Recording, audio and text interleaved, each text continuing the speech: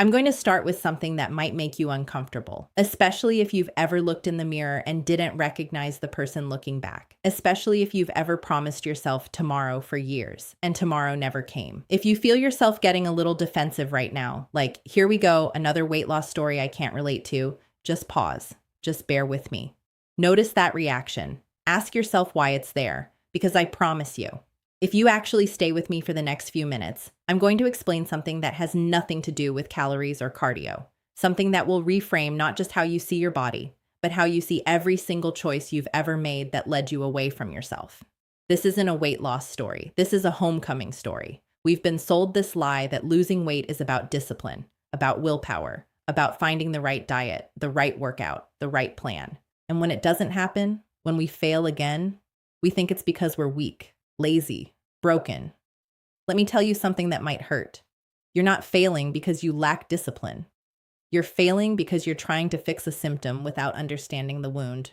That narrative you keep playing, if I just tried harder, if I just had more willpower, if I just stuck to it this time, that narrative is false. And honestly, it's been keeping you stuck in shame instead of moving you toward healing. I'm going to explain something that blew my mind when I finally understood it. Because the day I lost 140 pounds, that wasn't the day I found the perfect diet. That was the day I stopped using food to survive a life I didn't want to be present for. Here's what most people don't understand about weight. It's not just what you eat, it's what's eating you. When I started studying this, and I'm constantly referencing Dr. Tara Schwartz's work on the nervous system and trauma, I realized something profound. Our bodies don't just carry weight, they carry protection. Your body is not the enemy. Your body is the survivor. And when you've been through things you might not even have words for, things from childhood, things from relationships, things from just trying to exist in a world that didn't feel safe, your body does something incredible. It creates armor. It creates cushion. It creates distance between you and a world that's hurt you.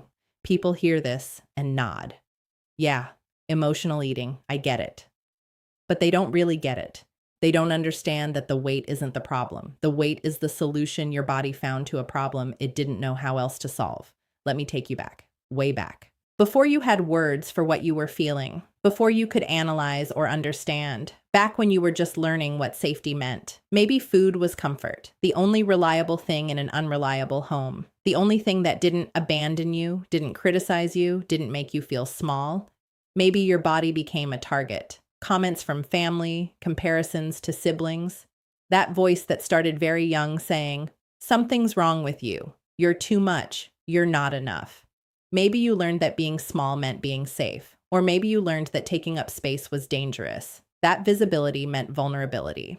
I remember sitting in my apartment at 280 pounds. I was 23 years old, and I couldn't look at myself in the mirror without crying. But here's the part I didn't understand then.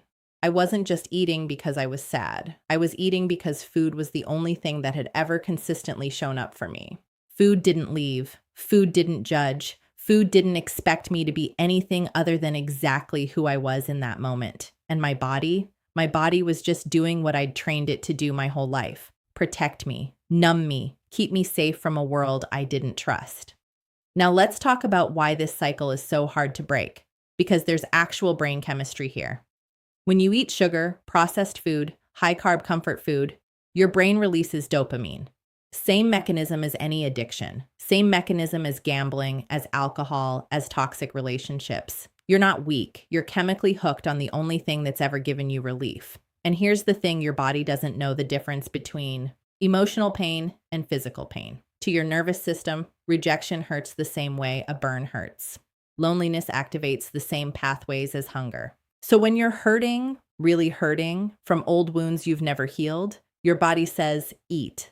That helped before. Not because it's trying to sabotage you, because it's trying to save you. I remember standing in my kitchen at 2 a.m. eating cold leftovers straight from the container and thinking, why can't I stop? What's wrong with me? Nothing was wrong with me. I was just trying to survive a pain I'd never learned to feel. That obsession with food, that constant thinking about what I'd eat next, what I'd restrict tomorrow, how I'd start over on Monday. That wasn't passion for health. That was my nervous system being dysregulated. And I was calling it emotional eating like it was a character flaw instead of a survival mechanism. Here's where it gets really uncomfortable.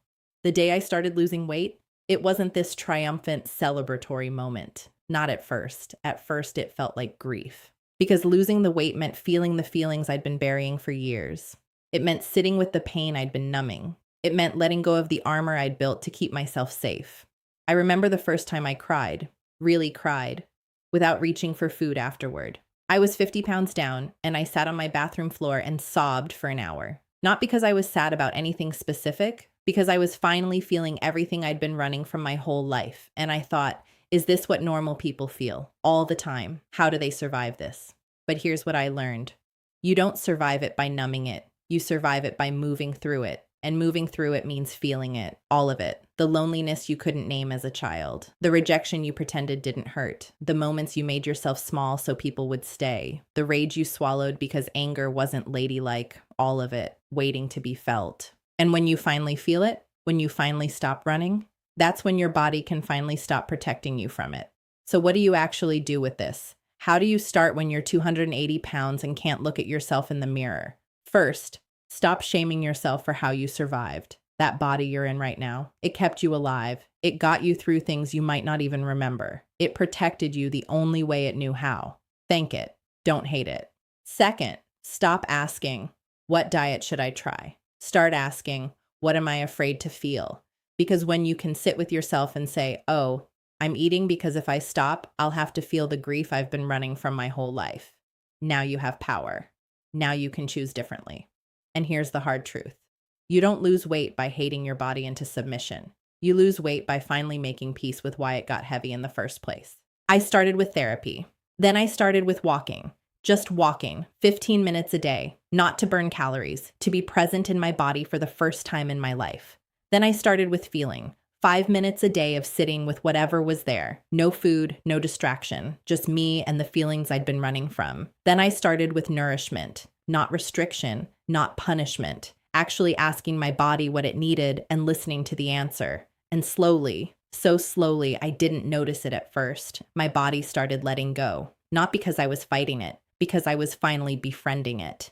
2 years later, I walked on stage in a bikini. Not because I needed to prove anything, because I wanted to celebrate the body that had carried me through hell and back. And standing there under those lights, I thought about that girl in the apartment at 2 a.m. eating cold leftovers, convinced she was broken. She wasn't broken. She was surviving. And the day she stopped surviving and started living, that wasn't the day she found the perfect diet. That was the day she decided she was worth showing up for. Not tomorrow, not when she was smaller, not when she had it all figured out, right then, in all her pain, in all her mess, in all her 280-pound glory. That's the day everything changed. So if you're watching this and something in you is stirring, don't push it down. Don't distract yourself. Don't wait for Monday. Ask yourself, what am I using food to avoid feeling? And what would it cost me to feel it instead? Because I promise you, the weight you're carrying isn't just on your body. It's in your nervous system, in your unhealed places, in the parts of you that learned to hide so you could survive. And when you finally come home to yourself, when you finally stop running, your body will let go. Not because you forced it, because it finally feels safe enough to rest. Just trust me on that. If this hit home for you, I want you to do one thing today. Don't think about diets. Don't think about workouts. Just sit for 5 minutes with whatever you're feeling. No phone, no food, no distraction, just you and whatever's there. That's where it starts. I'll see you in the next one.